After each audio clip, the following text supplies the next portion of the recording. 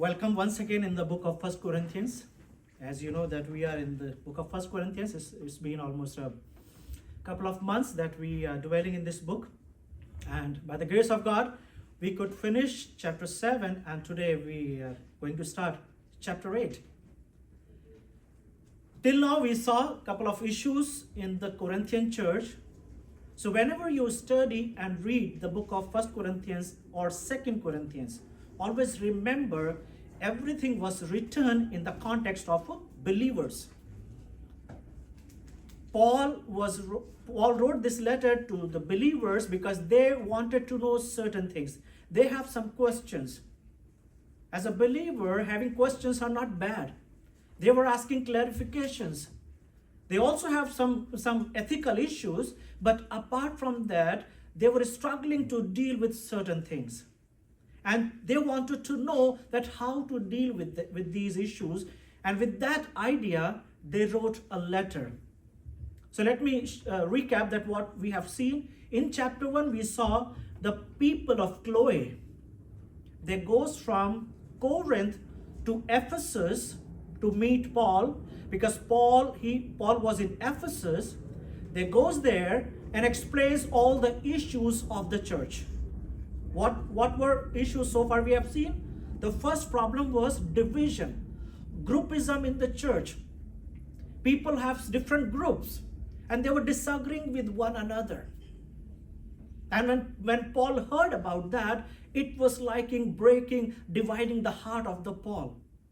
Every church planter, every person who has done the ministry and have done the good ministry, make this note, the good ministry, if you have built the life of the people, if you have built the church, and when the person come to know that church is empty or church is going to divide, it was the challenging for Paul. So Paul writes the letter to the people of Corinth and he says, this is wrong that you have division in the church. Because they have more than one leaders and they had favoritism within the church. Some were saying that they like this leader, maybe Apollos, or maybe Cephas, means Peter, or some people were saying, we don't care about these people, our leader is Paul. And when Paul wrote the issues, he said, we cannot say the church is divided. Church is one. You all are the bride of Christ. And we as a leaders whom you are following, we are just a servant. If you're following us, that is, you are cursed people. Woe to the people who depend on the leaders. We have to learn from the leaders, but we don't have to make the idol that leader is the only leader. He is the only boss. He is the only person that we want to listen, we want to follow. And Paul addressed this in 3 chapters, chapter 1, chapter 2, and in chapter 3. Then in chapter 4 and 5, he had another problem. There was some adultery within the church. And Paul says, these people should be kicked out, should be given in the hand of the Satan. If this person will remain in the church, church will be like a church will not be considered the church. We have to understand the decorum of the church. We cannot entertain such people in the church. If they're coming, the first thing we have to counsel them so that they will leave their sinful natures, their sinful attitude. If they are ready to change, good. If not, then we have to show the door. They have to say, this is the door for goes out. We cannot keep them because church is a bride of Christ and you cannot mix the bride of Christ with the other things. And Paul was very straightforward. But at the same time, Paul was also addressing that they were the gifted people. They have many gifts in the church. They have a good knowledge. They were the good people, but among the good people, there were some wolves. There were some bad fish, bad apple, which was spoiling the whole church. And Paul says, you have to identify those people and you have to take this matter seriously. Because church is not the institution where we can involve people. We have to fill the people, so let people keep coming and fill our churches. No, we need the right people. And then in chapter 7, Paul addresses another different issue, and that was the concerning marriages. Whom to marry, how to marry, whether singleness is good, whether being married is a right thing or wrong thing, whether we should consider marriage is wrong or sin or not, what about the sexual relationship between husband and wife. And Paul addresses all those issues and explains them. So if you missed any sermon, I can send you I can send you because I have all the sermons, but all the sermons I am also uploading on YouTube, so that anytime you can listen, and you have any question when you are going through with those chapters, maybe I missed something, or maybe I said and you didn't understood, I'm always available. And today, from chapter 8, Paul is opening another question box. And what is the question? This question is a second question that Corinthians had asked Paul. And in this letter, they wrote to him, and in this letter, they wanted to know something about food. What the first verse says? Now concerning food sacrifice to the idol. When I was going through and preparing my sermon, why I chose only 3 verses, because I wish I would have taken the whole chapter, because it's just a short chapter of 13 verses. But as you know my style, I'm not in race that I have to finish the book. We have to deal in every verse. We have to understand that what Paul was communicating. And for Americans, we don't have the issue of eating food offered to the idol.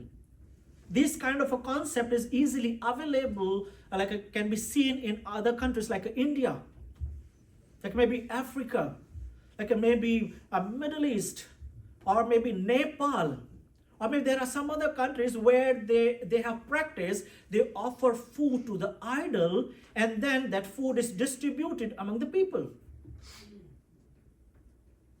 You can imagine that Corinth was exactly like that.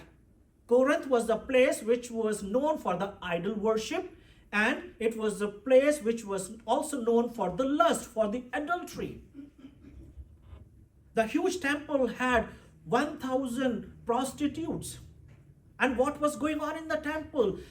They were slaughtering meat, they were sacrificing meat to the idol, and then the meat was considered the pure and good, because every food that was offered to the idol, they always considered that food is good food.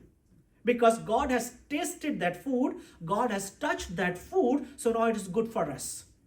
It's not contaminated, and we can eat it. But when you and I can see, because in American context, this is not relevant. But the concept of this verse is relevant to us.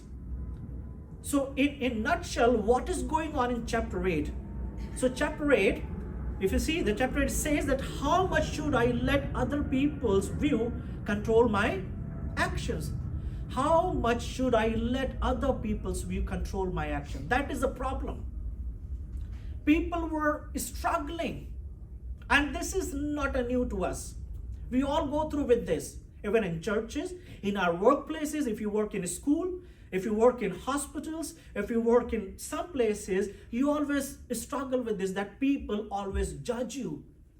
They always see that how you live your life, how you talk, how you behave, how you get anger, how you want to control things, how you say things. And sometimes it's difficult to live a free man. Because you say that whatever you do, people bring questions. And you live according to their standard. And it becomes difficult. And that is the scenario in this chapter. And Paul is going through with this verse by verse to explain the believers that how to live in this fallen world.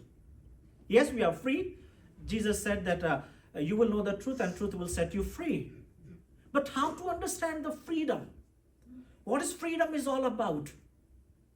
Most of the countries in the world, they were slave by the UK government, like a UK, and they got their freedom.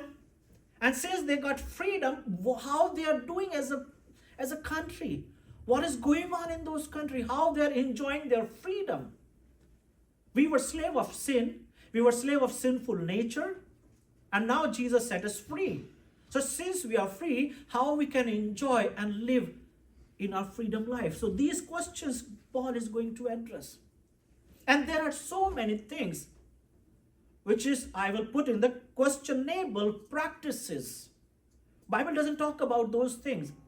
And you will see the list on the screen soon. But before that, there are so many things that Bible doesn't say. There are so many things. And since Bible is silent, how to address those issues? That's the biggest question.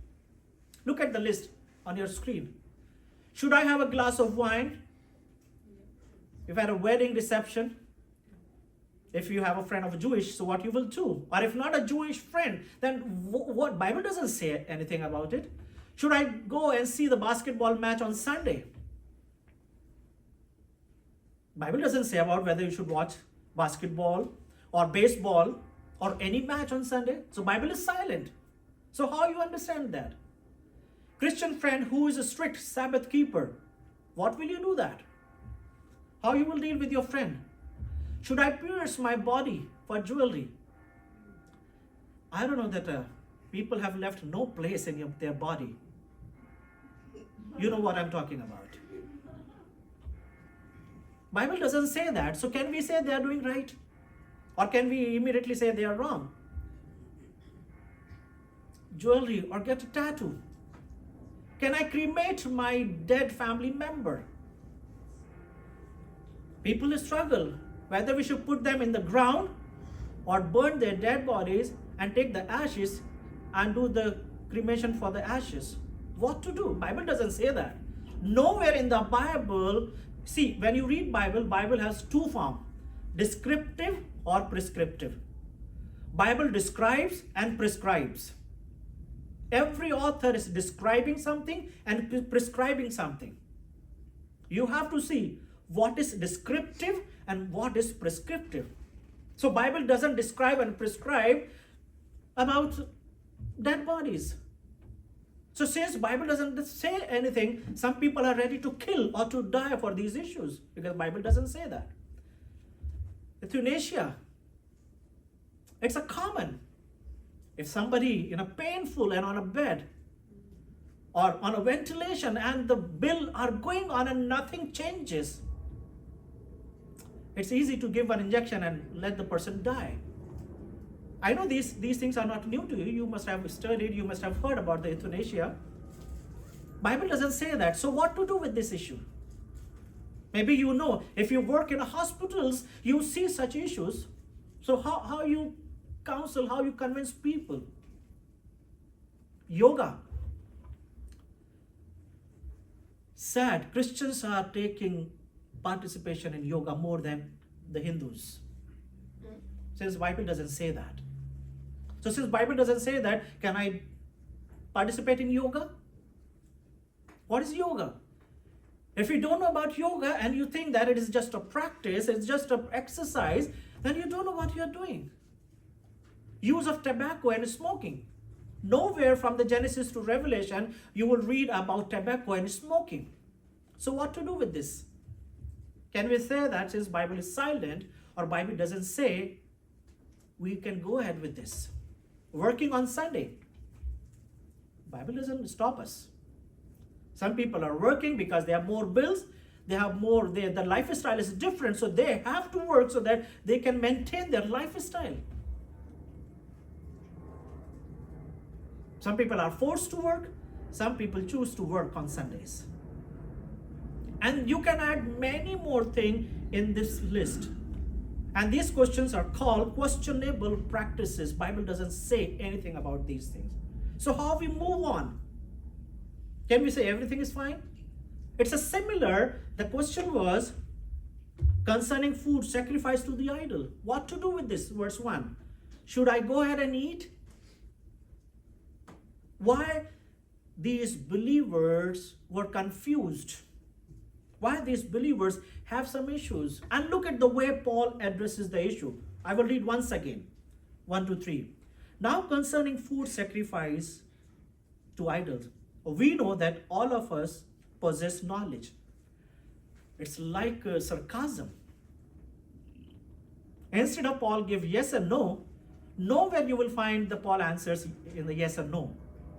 Paul explains Paul understands their mindset. So what Paul says, as we know. So first of all, the we word repeated in this chapter almost 7 times in 13 verses. So Paul includes himself. He's not keeping himself away from the church. He includes himself so that when whatever he is going to say, it goes to him as well. So what he says, we know that all of us possess knowledge. Knowledge puffs up, but love builds up. Now wait a minute. Paul, we didn't talk about the knowledge and love. We were talking about food. Whether we should eat food or not offered to the idol. And Paul is talking about knowledge. But love builds up. Anyone who claims to know something does not yet have the necessary knowledge. But anyone who loves God is known by him. So why Paul chose this route to explain matter of food? Again, as I said, there are so many questionable practices we face today and church from the day one experiencing. And that is why people look for the answers. And some people, when they don't look for the answers, they make their own opinion. Instead of asking question, they start dealing by themselves. But good, at least they are asking question. So why Paul starts talking about knowledge and love? If we read chapter 8 again and again, their problem was the food, and Paul's problem for them is knowledge and love. Sometimes you go to the doctor and say that this is my problem. And doctor says what you are saying, that is not your problem. Your problem is something else, but you don't know that. And this is exactly, Paul knew they were asking about the food, but Paul also understood that their true problem is not the food, it is something else. So he addresses those issues. There's a guy called Dave Guzik, and he says Christian behavior is founded on love, not knowledge. And the goal of Christian life is not knowledge, but love. He said once again, the Christian behavior is founded on love, not knowledge. Christian behavior. Paul understood the problem. Problem was not food. The problem was behavior. The problem was knowledge. The problem was love. And it says, and the goal of the Christian life is not knowledge, but love. Why? Because both knowledge and love have effect on our lives. You have to understand. Knowledge is necessary. Love is important, and they both affect our lives tremendously. The only thing is, the difference is that one pops up and other edifies us.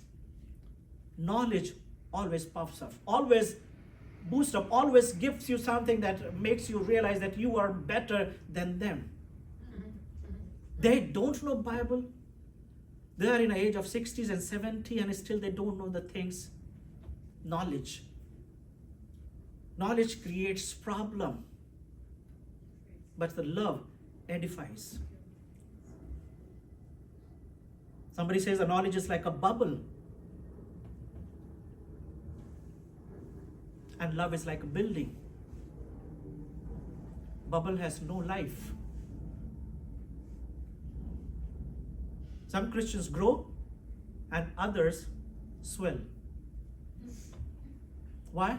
Because of the knowledge. So what as a Christians we need to do? Can we say knowledge is wrong, is condemned? No, definitely we all need knowledge. Now they're asking according about the food. What was the problem in chapter 8?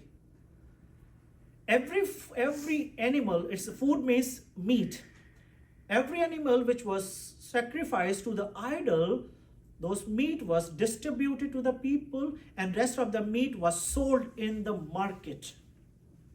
And these Christians, they were buying the meat which was slaughtered to the idol. And some of the good people who were the strong and so-called mature believer, they said, their argument was that since we are buying with the money, so it is fine for us to eat. But for the weaker brother, weaker believer, weaker means a new convert, new Christian, for them it was unethical. They said, even if you are spending money, even if you are buying food, you are participating with the idolatry. Because the source of this food is from the temple. Jewish people also practiced this system. If you read the book of Leviticus and Numbers and Deuteronomy, Moses gave the clear instruction: when you sacrifice any animal, one portion will go to the Levites, next portion goes to the family, and they have to eat that day. And if something remains from the meat, either you eat it, otherwise you have to burn that. Nowhere you will read in the Bible that the Israelites, when they were practicing this meat sacrifice, animal sacrificing system, they were not selling the meat in the marketplace.